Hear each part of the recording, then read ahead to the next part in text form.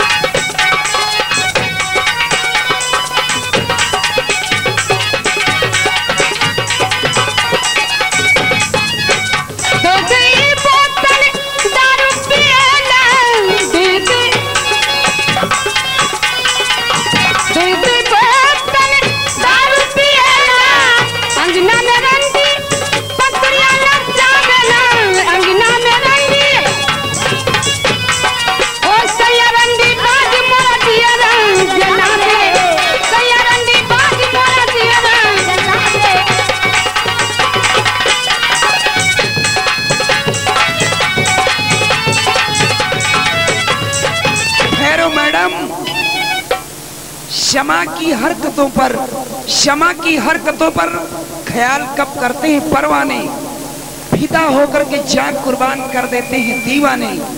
आगे Gulati cassette house Lucknow 151 रुपए का पुरस्कार दे रहे हैं। हमारी पार्टी कोड से उन्हें हार्दिक स्वागत है। तुम्हारी तरफ से क्या ख्याल है? माँ भी साहब के लिए, उनके दोस्तों के लिए, अगल बगल के लिए शुक्रिया अदा करते।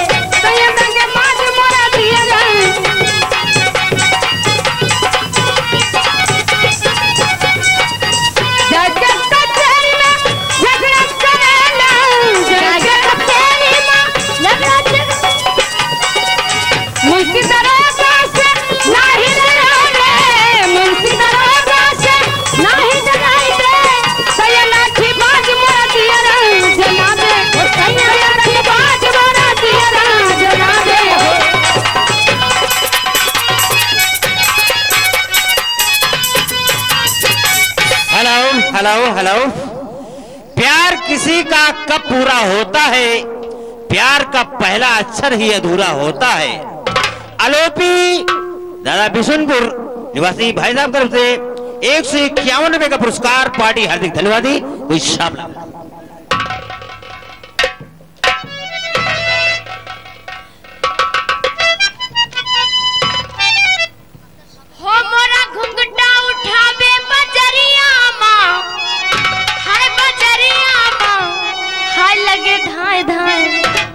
लगे धाए धाए गोली का भरिया।